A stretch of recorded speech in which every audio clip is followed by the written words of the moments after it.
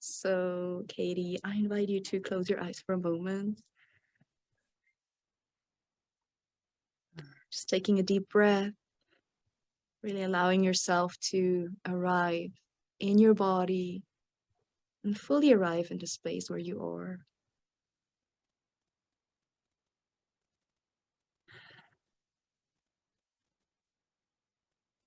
And I'm just burning some healing, cleansing herbs, and may the spirit from these herbs also come to where you are. So really clear the space you're in, clear anything that might want to hold you back from fully being yourself, your authentic, beautiful self.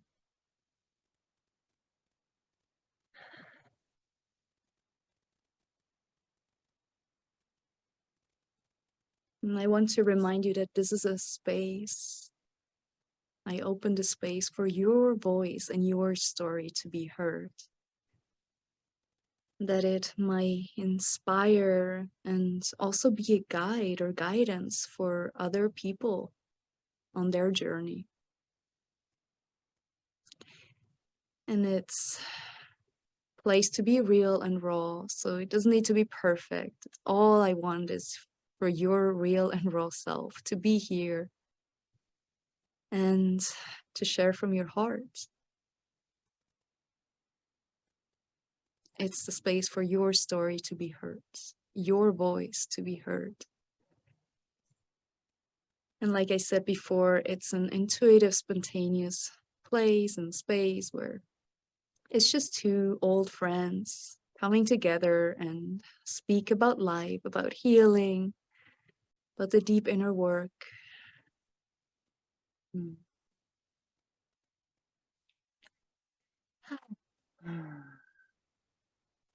And then I invite you to take a few last deep breaths into the nose and exhaling out of the open mouth. And if you need to make any sounds, loosen your body, loosen your voice.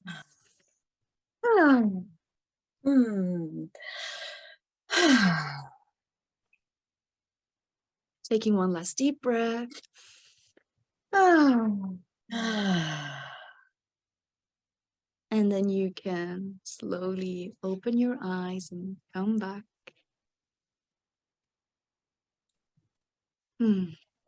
Welcome everyone to a new episode of the Real and Raw podcast. And today I have my dear, dear friend, Katie Barbaro with me.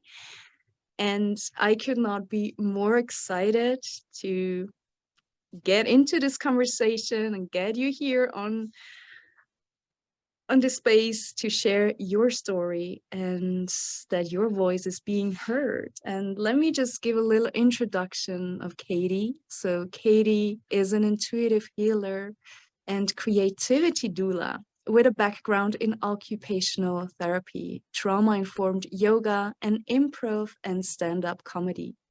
She is the author of Fed Up, an illustrated guide to food freedom, a cartoon-based memoir about her experience recovering from disordered eating and discovering her true self, creativity, and spirituality on the other side. In the book, she quite literally illustrates her own process of shining light into the darkest areas of life in the hopes of guiding others to liberate themselves from whatever is holding them back from being their truest selves. Wow, beautiful. Welcome, welcome, Katie. How are you today? Thank you for having me. I'm doing great. It was such a lovely way to start with that centering meditation. I love that so much. I feel like every podcast should start with that, like in general, right? The quality of podcasts would just yeah, get pumped up.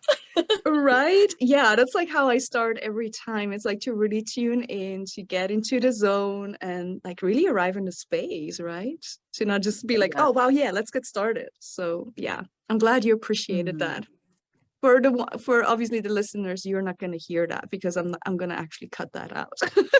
Oh, really? That's so funny. I Yeah. was like, I think that would be great for the Oh, listeners too. or should Maybe. I? Maybe I can just. I mean, Oh my you God, recorded it. let's. Oh, I should try this. Yeah, maybe. Why not? Yeah, Oh, because then they can like also, unless they're driving. If you're driving, I hope you didn't right. do That that. is so true. Oh my God. I love that idea. I didn't think about that. You see, new ideas are being birthed. Like here she is, the creativity doula. There we are already.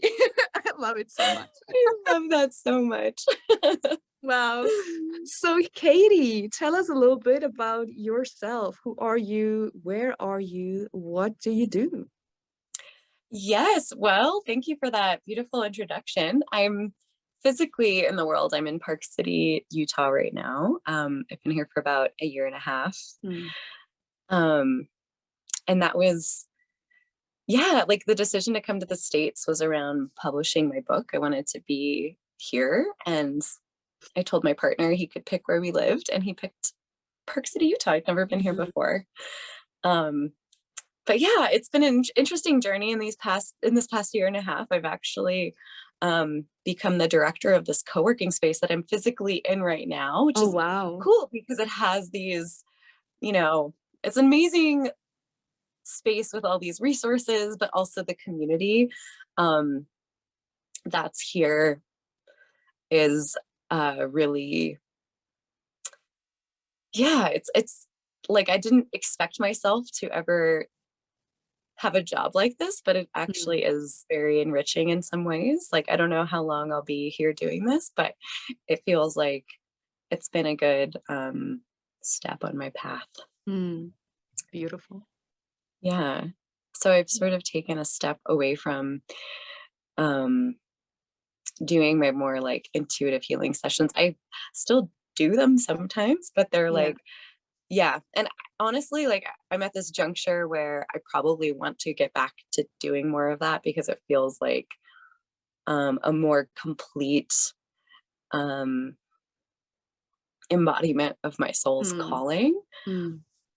Yeah. But being here also feels like it's aligned with my purpose in a lot of ways. So, yeah. Right. Oh, that's beautiful. And I mean, I love that you're like in this professional setting in a podcast studio. Like, I know. I mean, who has that? Like, right? Right. This like these padded walls. It's great if you get angry. I just like come in here. I come in here and cry sometimes. It's Oh really my good. God, yeah, right? It's like this womb like space just to Oh, kind of, wow, right. Oh my yeah. God, that's amazing. And you can just bring some pillows if you're mad or something. You just Oh yeah. There's like pillows. pillow. It's so nice. You Oh just my like God. get cozy. And I like love it. I think every workspace should have a cry room. It totally. Oh my God, totally. Wow. I'm so happy. I love these podcasts because I really get to reconnect with so many beautiful women that I have met many years ago. And it's like this perfect, beautiful way to reconnect. And I was just saying the other day to one of my friends, I feel like most of the women that I invite into this podcast are women I've met in Bali. So it's like, well, yeah. Yes. So yeah, like we met like no, yeah, no, 3.5 years ago, yes, in Bali. And yeah, I feel like we it clicked like instantly. And I remember like being at this opening party. We're like both just looking at each other like, yeah, and not quite yet. Not quite, not really, right? So it was quite interesting. I don't know that. Wait. Don't you remember that? I remember we were at the opening party of the Bali Spirit Fest, and we were there at the Yes. yoga bar. And then we were like looking at each other like, yeah, it's amazing. But then like, yeah, but there's something I don't quite feel. No? And we're like Yes. just both looking at each other. Yeah, I kind of know what you mean. Like we're totally getting each other. Yeah, exactly. And then we like basically found the thing we were both looking for, like in the event, but like with each other. Exactly. Ugh, so amazing. Yeah, there's like this really like when I met you, I was like, oh, there's just this immediate recognition of you, and like Yeah. you know, like, yeah, like you're so free with your joy and expression, and it's like really rare to find people who can Mm. like tap into that Mm. so freely. And so it was like, oh, what a nice feeling to be around you. Yeah. Oh, that's so kind of Mm. you to say. Thank you. I appreciate that. But yeah, Mhm. enough about me. Like, I want to know about you. So, yeah, you said you published your book. That was 1 year ago, right? Or 1.5 years ago? Yeah, just about a year ago. I Right? was, Yeah. yeah. Oh my God. And how has that been? And like, actually, why don't you talk a little bit about the book? And you can also even like go further deeper into, what it is about, why Yeah. you had the idea and inspiration to write that book. Yes. So the book is called Fed Up, An Illustrated Guide to Food Freedom. I actually have a copy, so if Oh, someone's yeah, listening to it sure. on video, you could see it, what it looks like. Um, Oh, it's very, beautiful. It's so beautiful. it's all handwritten and illustrated, and By you, right? by me, yes. Of course, obviously. um, Oh my God, I love it. and yeah, it's kind of like a little window into my brain. It's like a I don't know, like a snapshot of like a diary kind of feeling. It's, linear though. You can follow um, the layers of like uncovering, but basically it's about my recovery journey from Mm, disordered eating. I was bulimic for a chunk of time, which I was actually quite grateful for, because before that, I had been restricting my eating, and I was over exercising, and I was like mm, counting calories obsessively. And there was this mental prison that I'd kind of constructed around my body.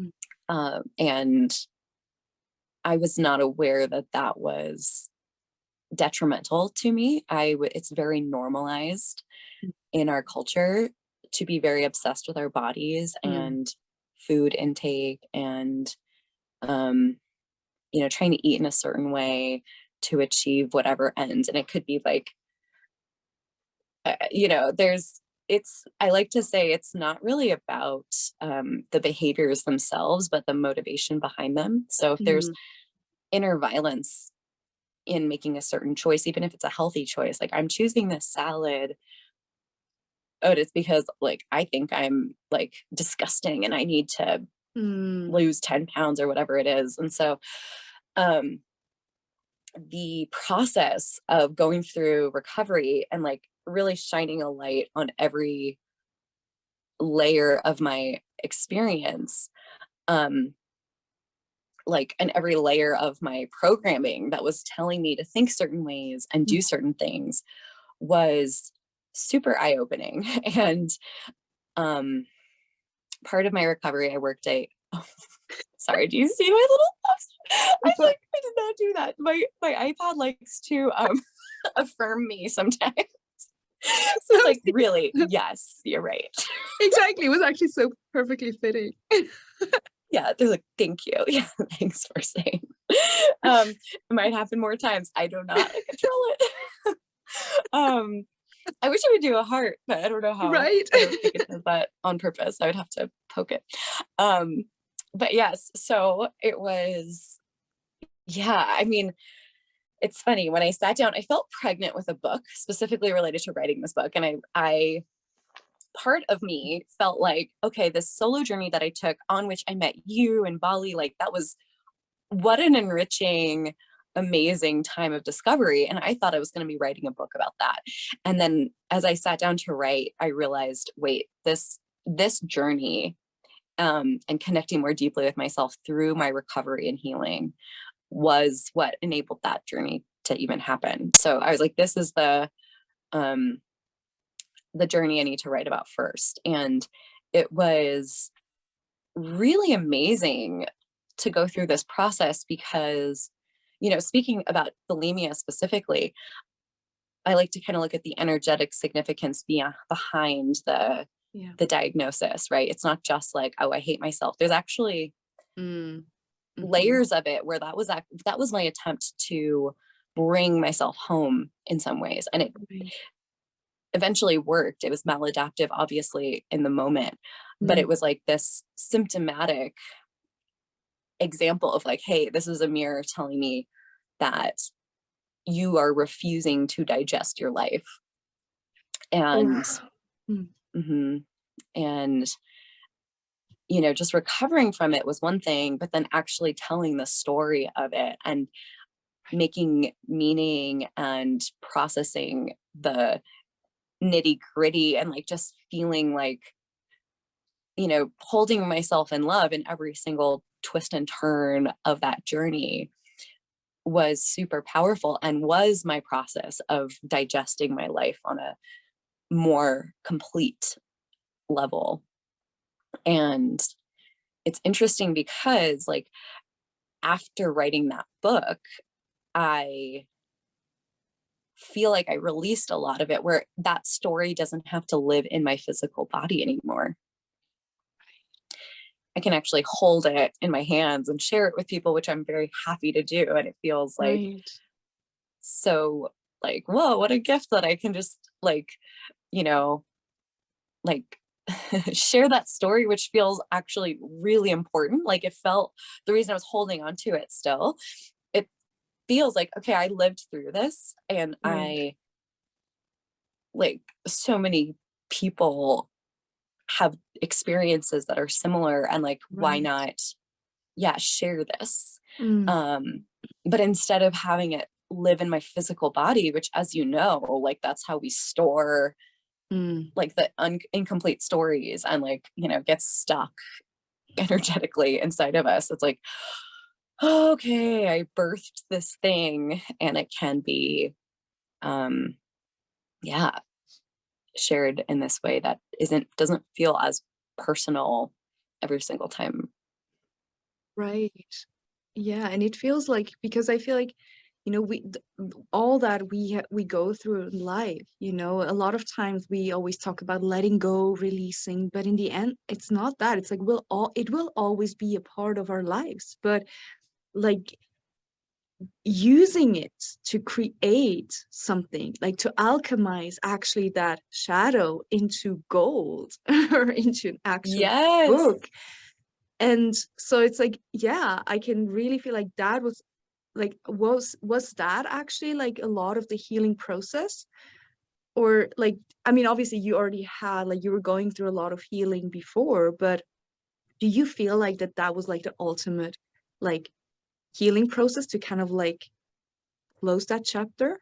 I mean, close it in a way of like, now it feels like, yeah, it doesn't feel like sticky anymore, right?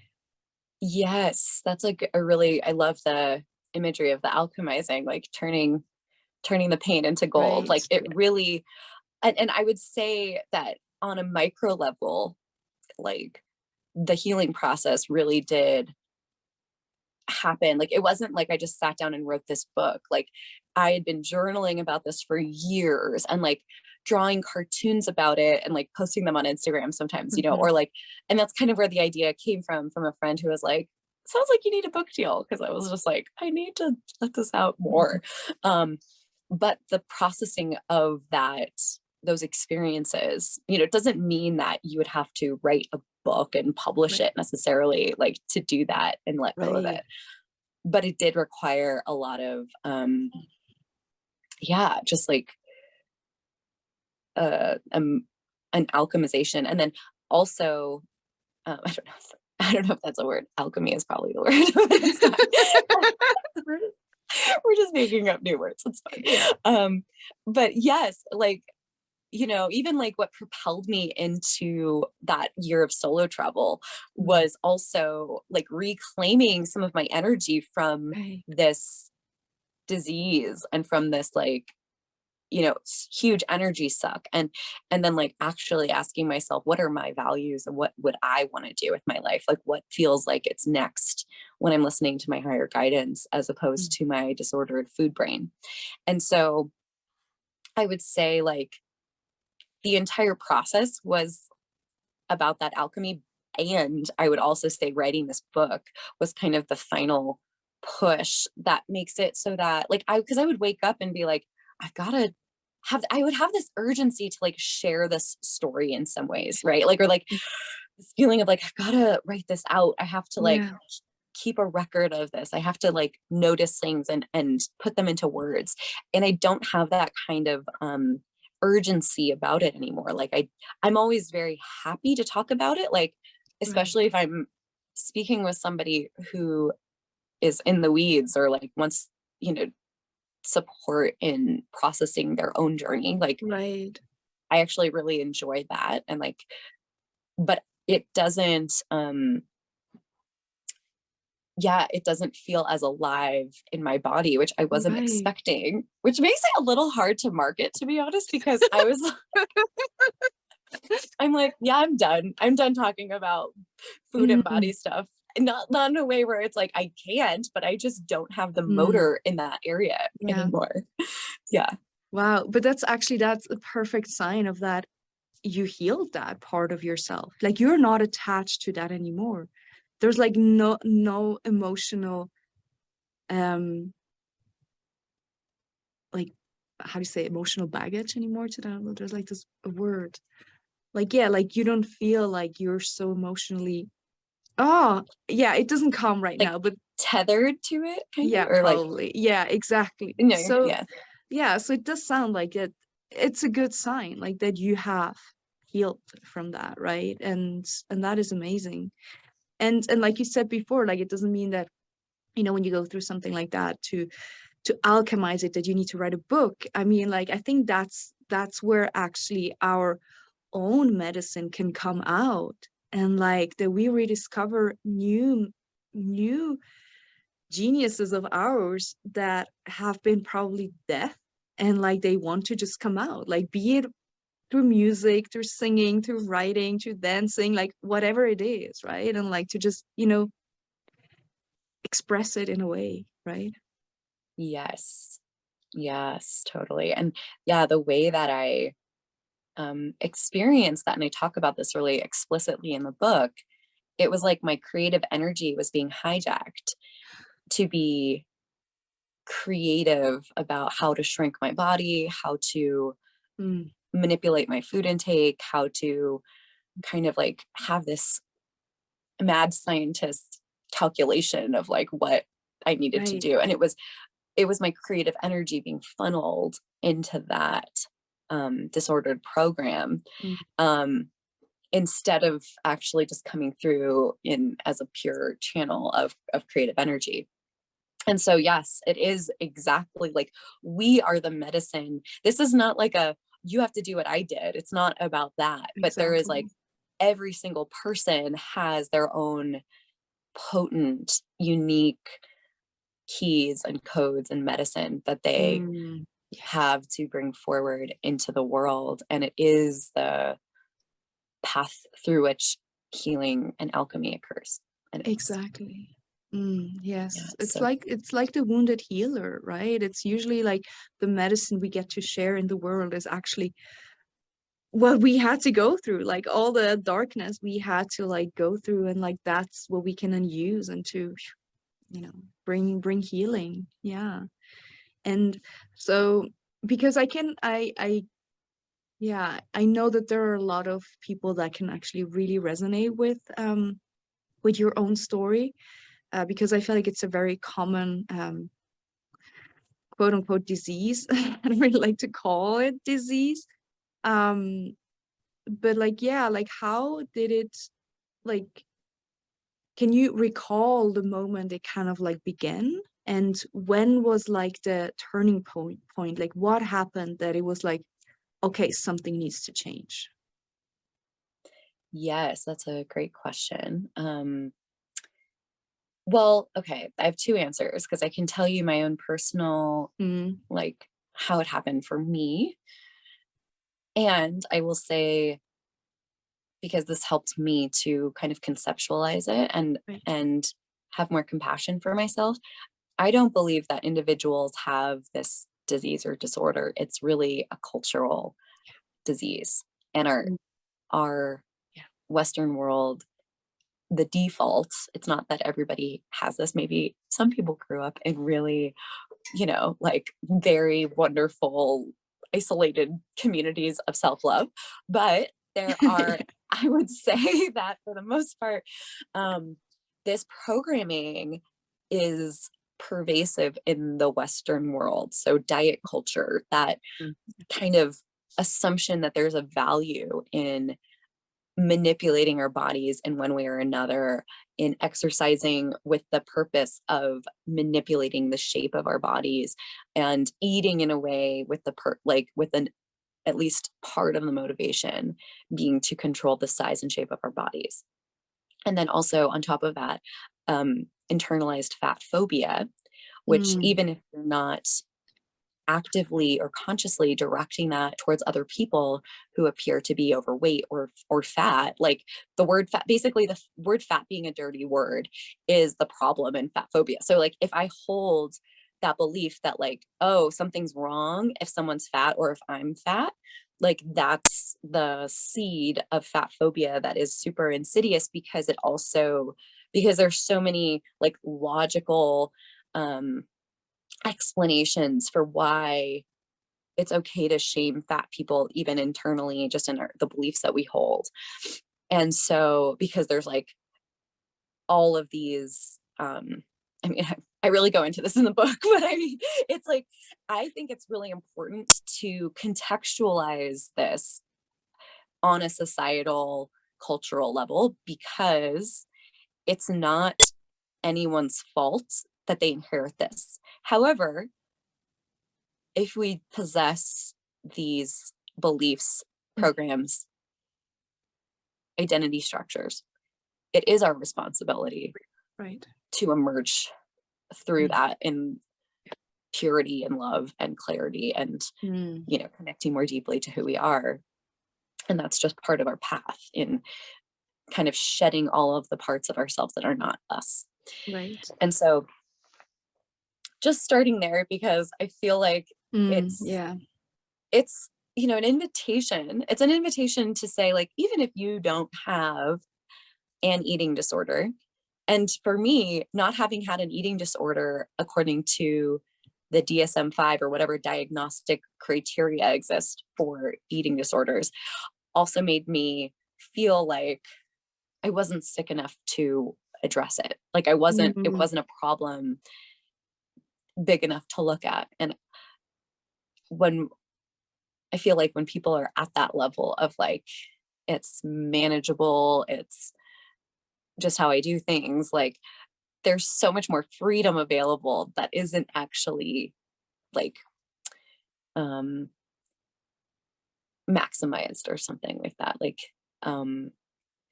kind of just settling for being like good enough, or like this is fine, I'm not hurting myself too much. Like it's so I guess to answer the question more personally, like no one ever told me that I was chubby or fat or anything like that. Like I didn't have any direct experiences of that. However, I felt like my body was too big my whole life. And some of that, I believe I inherited from my mom, who was always trying to shrink her body and would make kind of like self-deprecating comments around her body.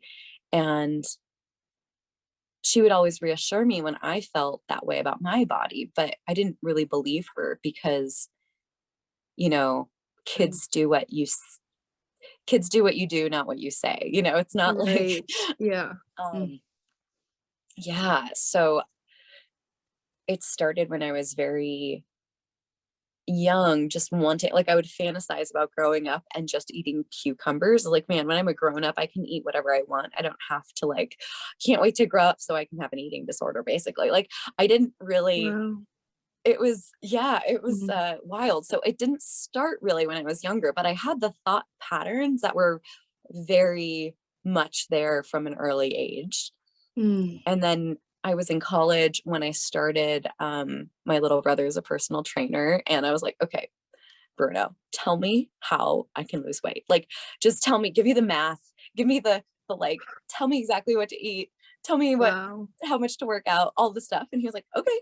And he basically gave me this food plan and I would track it on a little app. And I lost like 20 pounds. And it wasn't like I was overweight to begin with, but Right. it actually started, I was watching an episode of The Biggest Loser with my family. And I realized, I was like, oh my gosh, this woman lost 100 pounds and got to like where I would love to be. I only need to lose 5. I mean, obviously I lost more because became Wow. addicted to it. Mm. But it was like, okay, and I get it. Like there was a lot of like, oh, I felt very self-confident like after Mm. being like, wow, I can do this. So there was like there were a lot of positive things that I got from the beginning of this journey where I was like, wow, I'm focusing on my health. I feel more athletic. I ran a half marathon. I Wow. I started like eating super clean, and it was, on one level, it seemed really positive. And then when it came time to be like in the maintenance phase, I really struggled with that. It was really all or nothing for me. And I would binge like crazy and then feel super guilty about it. And Mm. then, it would often come with also like drinking a lot of alcohol. It was like I would be Right. super restricted like during the week or something, and then on the weekend let go. And meanwhile, just weighing myself like twice a day, making sure like just, and basing my value of how I felt about myself on that number. Mm. And Wow. so that's where that part of it really started like to trickle into my behavior, from just the thoughts into behavior, into, yeah, just the way that I organized my life. And I was quite high functioning. It wasn't like, and this is, I think, true for a lot of people who have um, these kinds of programs running. It's actually like you're just good at doing everything. Like Mm. it was like everything was fine. I was working 40 hours a week as a pediatric occupational therapist, and I was doing comedy nights and weekends. And I had a relationship that I was like very invested in, and felt like we were gonna get married and have babies. And I Mm. guess the biggest catalyst. So it was like the theme of this period of my life was control. Like everything's under Right. control. I Mm. might not be like, there was no softness in me, really. Like Mm. there was a rejection of my tenderness and Mm. femininity and Right. my like, you know, that Mm. mm, Mm. spaciousness. But there was this organization and control and very like toxic masculinity, like way of organizing my life. And then I found out that my boyfriend was cheating on me, and I broke up with him immediately, and like felt this huge wake up call. Like I'm so grateful for that, actually. Like Right. Mm. it was probably, wow, one of the biggest catalysts Mm. of my life. And it's not like catalyst, life is great. It's like catalyst, eating disorder gets worse. I developed bulimia. Like I started, when Oh, I'd have wow. those binging episodes, I would try to make it go away and kind of control that. Mm. And I would say when that started, I knew that something was not right. And so like, I knew that something had to change. And I also had no idea how that Mm. was going to happen. Like I would make myself sticker charts to try to like not throw up, or like reward myself for, I was trying to fix the problem on the level of the problem, meaning like, okay, I think if I just Mm. eat really clean, I'm not going to want to purge. And, I think if I go to yoga 2 times a day, I'll feel better. Like there were all of these like ways I was trying Mm. to manage it. I like to look at it kind of like this attempt to achieve balance by like adding more things. You know what I mean? Like, Yeah. okay, Oh. right? Oh, yeah. Super painful. It's super like, oh, yeah, I really feel for that, Mm, that version of myself that was there yeah. and was trying her best, like Right. really, really was. And yeah, and then it started, little by little, I had done The Artist's Way, which is this book by Julia Mhm. Cameron. Yeah. Have you read that book? No, I haven't. I have been wanting to do it for so long. I haven't. Nice. One day. Well, it's great. Yeah, I've done it a few times, and Mm, it's all about connecting to your creative spirit. And right. it's like, I think the subtitle is like A Spiritual Path to Creativity. And Mhm. that made a big impact on me when I read it, and I could feel something Mm, activating, right? Like, wow. okay, this has some keys for me. Like, I need to, there's something here. Right. And so that was what sort of inspired me to move to New York and pursue acting and comedy with more of my full-time energy. Mm, And on top of that, I started dating someone new who was very gentle, and I was able to like share with him in a vulnerable way, like that I had never really shared with anyone. Like I would I would talk about what I was going through, but not with an actual softness about it. It was like, yeah, so I'm dealing with this eating disorder, but don't worry, I've got it under control. Right. It's like had this mm, wall, right? This right, energetic right. wall of like, oh, I feel good because I'm not hiding it, but I'm also Mm. not really Ah, being with it, you know, yeah. super subtle. Mm. Oh, wow. Ooh, wow, thank you for sharing that. And yeah, I can feel it so deeply. And it's, like what comes up for me is that, I myself didn't have an eating disorder, but there's like still these like it resonates so deeply because it happened in other ways that self-harm. And like you said, like it's actually that rejection of the actual softness, that beautiful inner, like that feminine energy. And so it's just being hijacked by the distorted, wounded masculine, like wanting to control, and like then in that wanting to heal but controlling it again. And like ugh, I just hear you so much. Like it's, yeah, it resonates so deeply, and I can imagine that also like a lot of the listeners, they can resonate so deeply with what you shared. Yeah. Mm, Hmm. Yeah, mm, yes, it's like having grace with ourselves with every level and mm. Yeah. attempt that we're having. It was helpful for me looking back to see even those like wounded masculine Mm, structures that were controlling my life and my yeah. thoughts. Even that was an attempt to love myself. Right. Right. Mm, totally. And actually also like when you can see now, like in that it sounds as bad as it sounds, like what is the actual, the positive of that, like the kind of determination that you have within. Like if you want something, you can make it, like when you were saying about um that you wanted to lose that weight, like you really were totally committed. So like actually seeing the good side of it, the positive side of that, right? But then using it like differently, right? Like learning how to can like navigate with that, and like using it for something loving.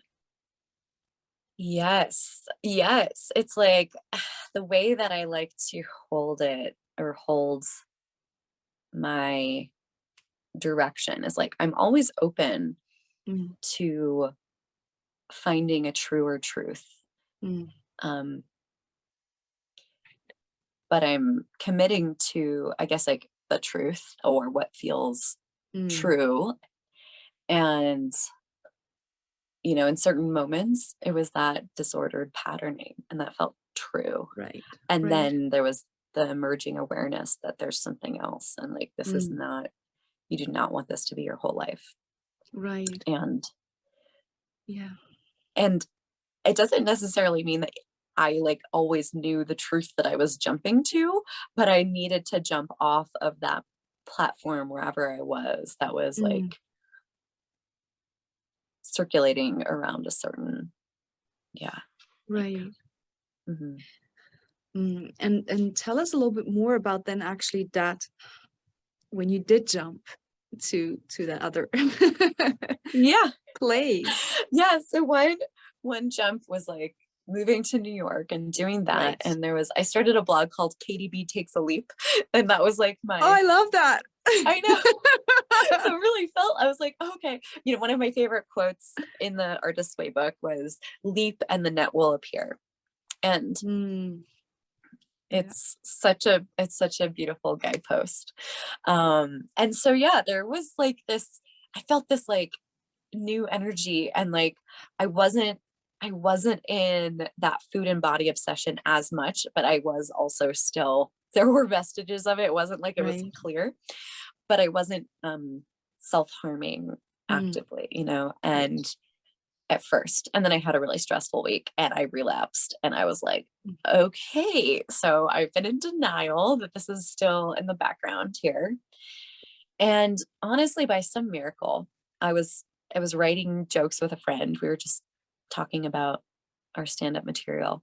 And I was like, yeah, I'm working on some, I would talk about this on stage. Like I would talk about it a lot. So I told her, I was like, oh, I'm working on my bulimia material.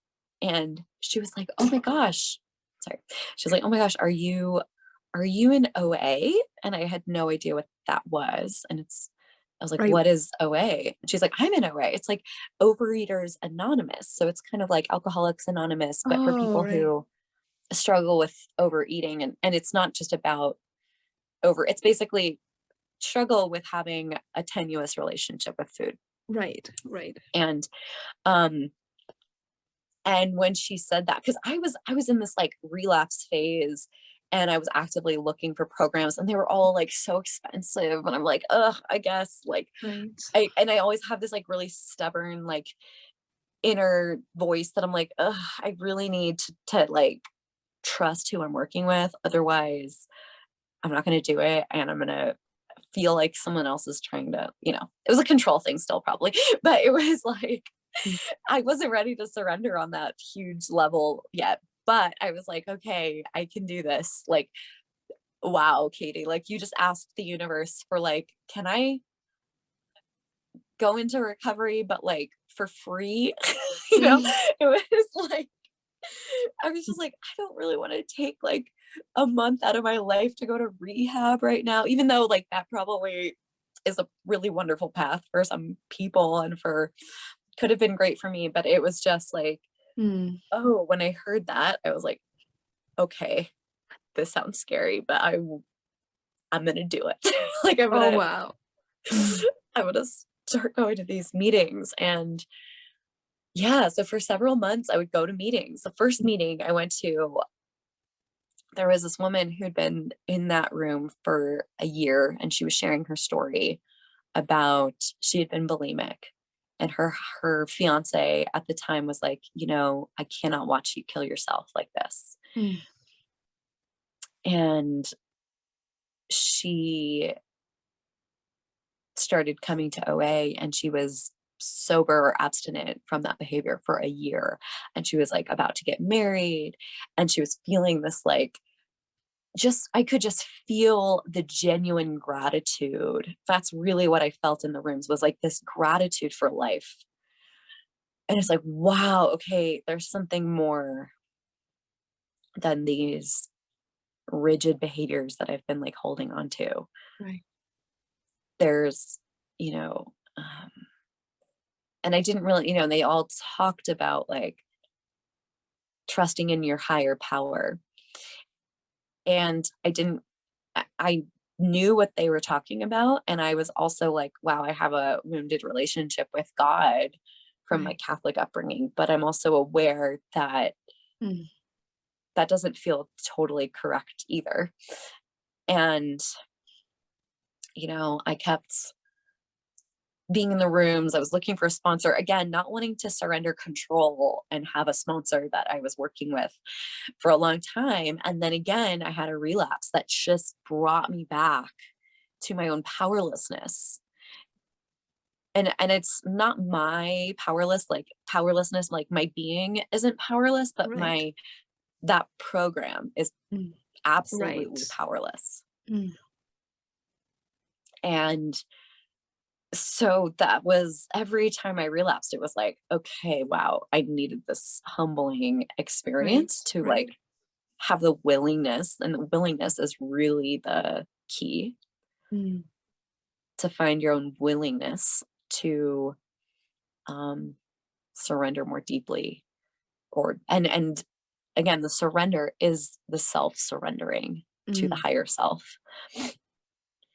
And so I started working then with a sponsor who took me through the steps, because up till that point I had been in the rooms, All but I right. hadn't worked the 12 steps. And that was like something really clicked there. And I felt like I had a spiritual awakening Mm. of realizing what my higher power was and how my higher power had actually been with me this whole time. And yeah, and I was like, okay, this is important, and I don't care what it takes. Mm. I don't care how embarrassed I feel to like apologize to people in my life that I've hurt, but I'm wanting to move in this direction. And and working through the steps was really a huge part of like what helped me stabilize in recovery. Like, I have not relapsed since that time, but I'm not saying that with any ounce of like arrogance. Like, it's Mm. really through that path of surrender and humility, and Right. I'm not going to be fooled by that temptation Mm. anymore, Mm. even though the temptation came a lot, like in the Mm. process of healing. But yeah, it was, yeah. Wow. And that was how long ago? And how much time were you in that program? That was in 2017, like the beginning of Mm. 2017. So almost, yeah, I would say it was like 6 years ago. Yeah. Yeah. Right. And then and then of course, like there's so many layers of this stuff too. So like I my my sponsor actually passed away suddenly right after we Oh, had worked through the steps, and that was like kind of jarring for me. wow. And I continued supporting people in the program, but it felt like it was a lot for some, like Mm. there were ways also, like, I'm so grateful for that program, like eternally. And there was this kind of another itchy feeling like more freedom is possible too. Mm. Because Mhm. with my recovery, I was kind of back on a very um, structured way of eating, Right. which was exactly what I needed at the time to surrender Yeah. my plan and surrender to a nutritionist basically. But then like intuitive eating came into my awareness like later in 2017. And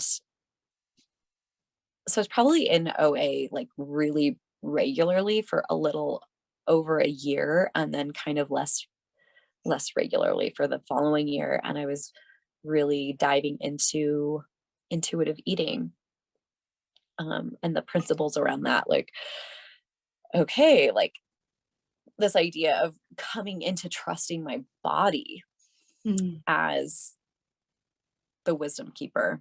Right. And that was like next level for me, because the first leg of my recovery was about surrendering any kind of control, because I felt completely untrustworthy Mm. when left to my own devices. Wow. And then starting to come into the possibility of regaining trust with my body, Mm. and seeing through even more of those like beliefs that I held, and like the patterns, like really diving into how that feeling of addiction is created from an initial feeling of deprivation. So Mm. Mhm. feeling emotionally or physically deprived of certain foods or food groups, or um, even if I'm just telling myself like, oh, I can't have that slice of pizza because it's bad, there's a charge around it. Right. And so it was a very physical process for me to like dissolve that charge, but not with the intention of harming myself, with the intention of coming into neutrality around all food. Mm. And that was a really big Mm. part of the process. Oh, wow. Yeah. It's a whole thing. And that's why I was like, I have to write a book. Like, it's Right, so of course. Oh, I was like, because yeah. Like what you just said, like that, like I wasn't so aware of that, but it's like, like going from that, being so controlling, but then in the program afterwards, like still being in a structure, to then going to trusting in your body. Like, wow, that is like a huge step, right? Of like fully trusting that wisdom, because before it's like it wasn't there, right? Like there was like this dissociation, like of body and how you feel with your body, and suddenly like giving yourself permission to trust and to listen. yes, totally. And this feels like a really um like appropriate segue into which something that I know I mentioned to you what I'm going Mm, through right now. yeah. Mm, A couple months ago, I was diagnosed with cervical dysplasia, so abnormal cells right. growing on my cervix.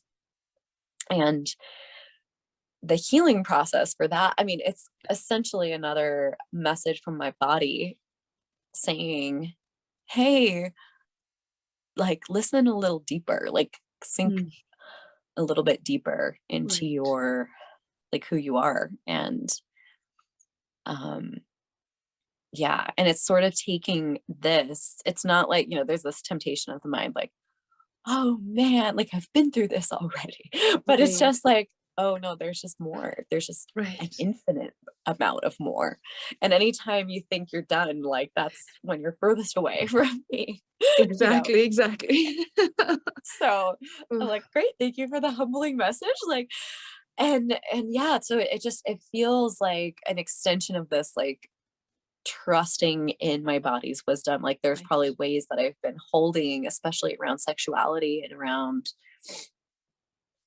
relationships and um, my boundaries. And, it's, yeah, an ever unfolding process. Right. Oh, wow. and and I was just actually going to like, yeah, like you were just going into this topic, and like if you want to like share a little bit more how that is going, or like how is that healing, like what approach are you actually taking there? Yes, I'd love to. I know I'm looking at the time, like if I'm like Yeah, it might be, it could be don't worry. another podcast. I'm just Yeah, I kidding. guess, yeah, I mean, yeah, we've got like 15 more minutes or so. Yes, yes, yes. No, we're Yeah, good. Okay. it's okay, don't worry, Um, you just share. there's no worries. Yeah, so this was another, like getting that diagnosis. First of all, there's not a lot of information that you get from Right. the doctor. The diagnosis is like quite helpful. But they didn't even tell me the name of what I had other than dysplasia. And then when I called to make another appointment, they're like, oh yeah, looks like you have sin 2, which is like there's different grades of cervical dysplasia. So if you have an abnormal pap smear, there's a chance that it's completely benign, nothing to worry about. And Right. then there's different grades of abnormality. So there's Mhm. sin 1, sin 2, sin 3. And then it's pre-cancer and then stage 0 cervical cancer. So, and it's so funny. I went in there and the doctor was like, don't worry, you don't have cancer. You don't have cancer. I'm like, I've never heard a doctor say cancer so many times to me in an appointment. Like, I didn't think I had cancer. Now you're telling me, like, you're throwing around the C word like crazy. So yeah, it was, so part of, when I received the diagnosis, I actually shared about it with a coach that I'm working with. And I'm so grateful that this was like day of I got the diagnosis. I had a session with with my coach, and then she recommended Danelle. Barbro. She's gone by different names, but Danelle Barbro. You can find her on Instagram at cervical wellness. Yeah, I think is her handle. You'll find it if you type in cervical wellness. Danelle's like the one. Yes. And I hope to get her once on my podcast. Like, so. She will. Do you want me to? I'll reach out to her. I'll just tell her. We'll talk afterwards, but I will. I'm sure she would be really happy too. And actually, that's how a lot of people found out about her work, which I think is amazing. Yes.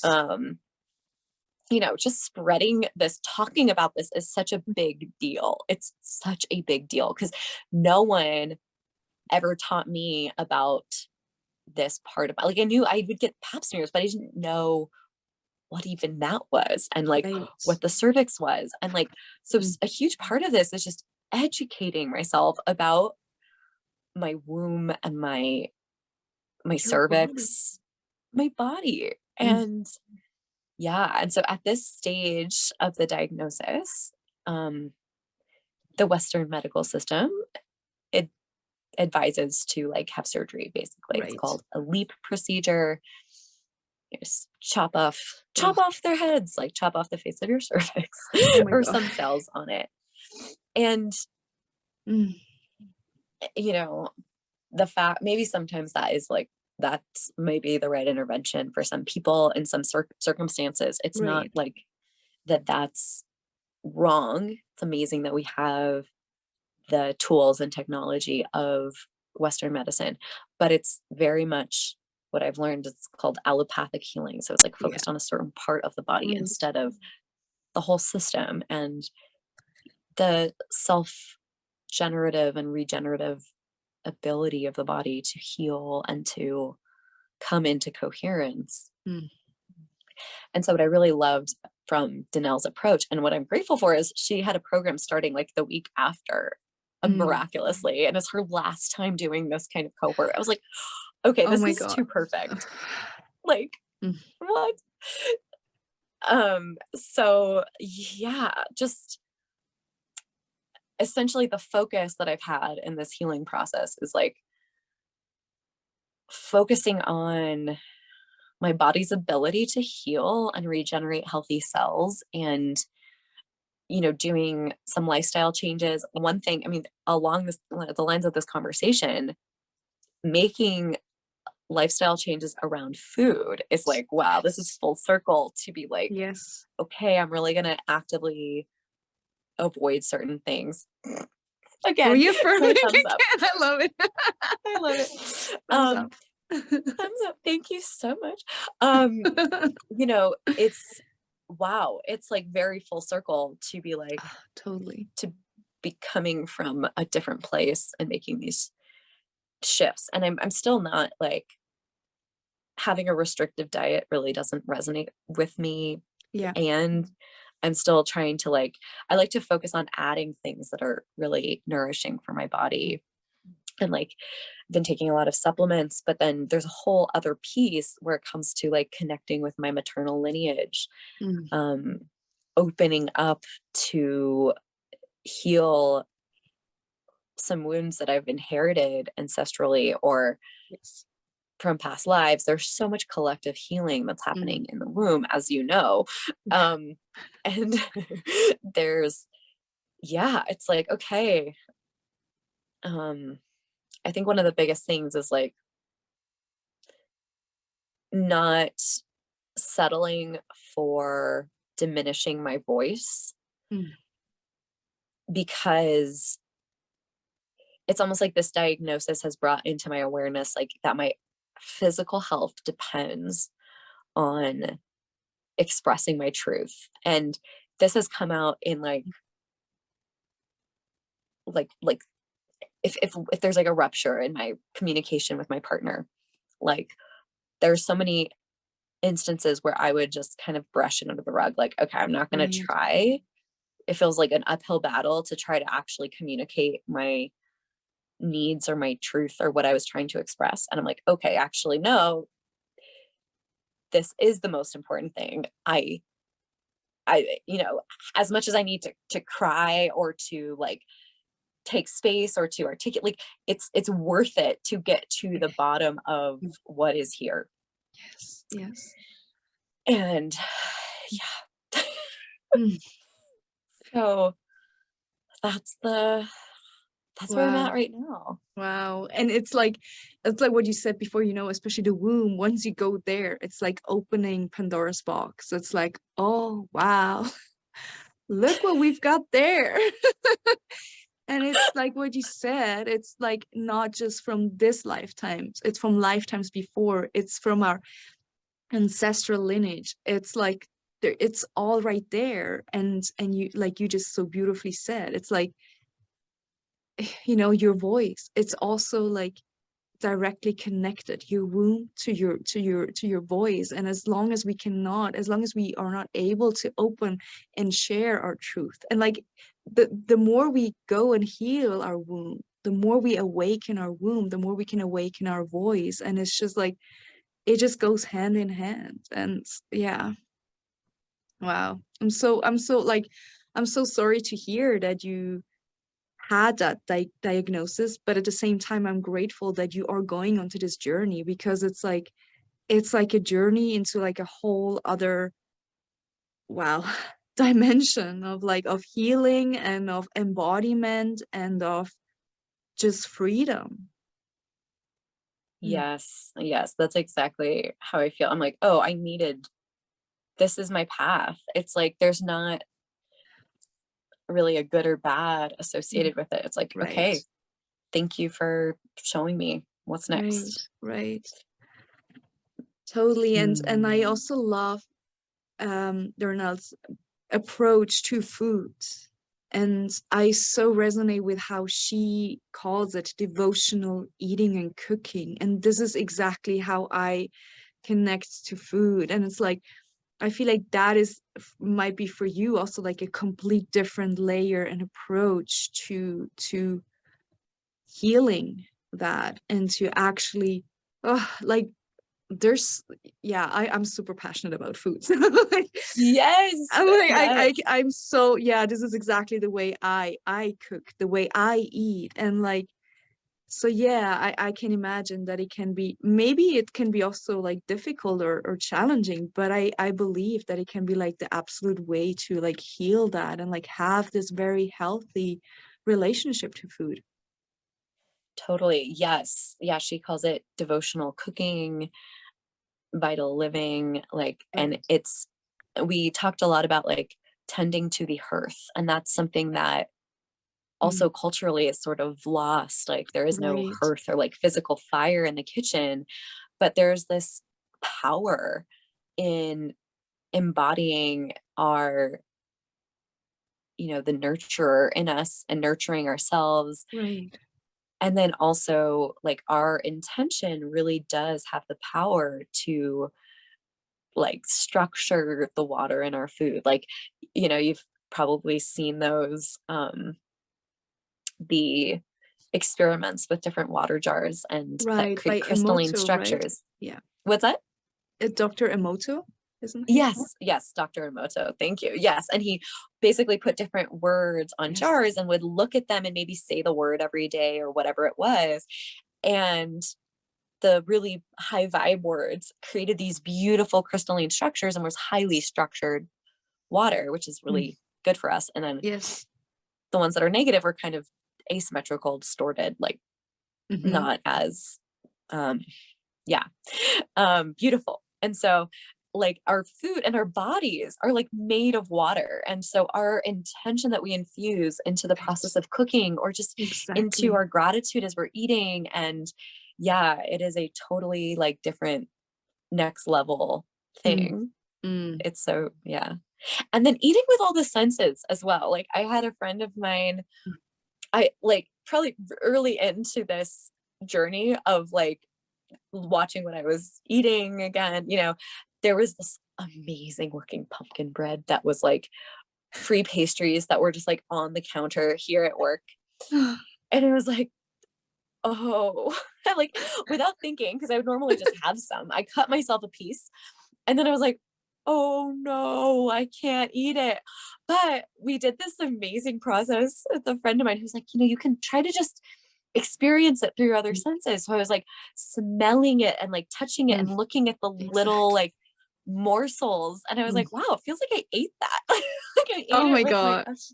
I love that. so Mm. yeah, there's a whole like, yeah, the journey of food is like Wow. infinite. This like Oh, tantric eating experience. It's like, oh, exactly. Oh, yeah. so Oh, nice. I it feel like is. I remember being at a cafe with you. Where were we? Yeah. Like, and we both had this amazing beet burger and we were just like having orgasms over this burger. We're like, this is the best thing I've ever eaten in my life. Exactly. Oh my God. And I remember the cake we had afterwards. Oh my God. It was that chocolate and hazelnut cake. I don't know. Like, it was just amazing. Oh my God. It's so good. I love it. I love food.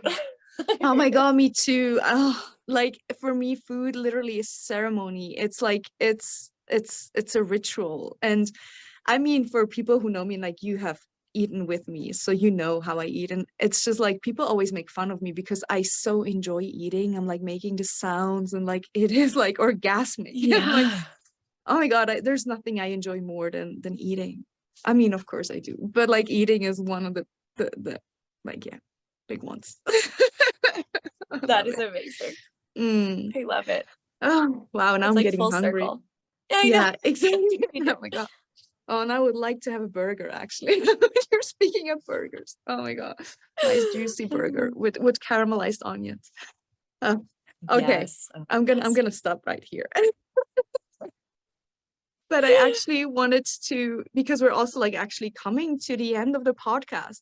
I mean, I always say this, but it's because it's so true. Like, it's always so interesting. I love to speak to, like, I love speaking, so I could just go on and on. But maybe we can meet for another podcast, you know, later on in another Yes. time. But yeah, like to kind of like close it up, bring it to an end, like what is one of your wisdoms that you would like to share with the listeners? Be it about the healing journey or just anything in general about life. It's a great question. What's coming to me right now is that you are already there, Mm, like right where you are right now is exactly where you're meant to be on your path.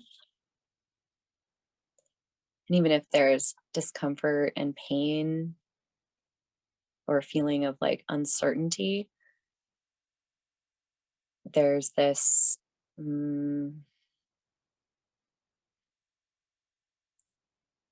like everything that you're wanting is actually right here. And mm, just, you know, the most powerful thing you can do is to trust yourself and trust your journey in this moment. And yeah, and you're so loved. And the moment that you decide to trust yourself and decide to just take action based on what feels truest to you, like the whole universe, everybody, it's just like coming here to support you and to like, maybe it's a process of getting feedback from taking one step and then feeling like, oh, I need to course correct a little bit. But mm. every single step of the way, you have an army of love just supporting you on your journey. And there's it's totally different than any other kind of journey where you're pushing. This is like letting yourself be carried. Wow. Hmm. Let's just let them sink in for a moment. Let's take a breath.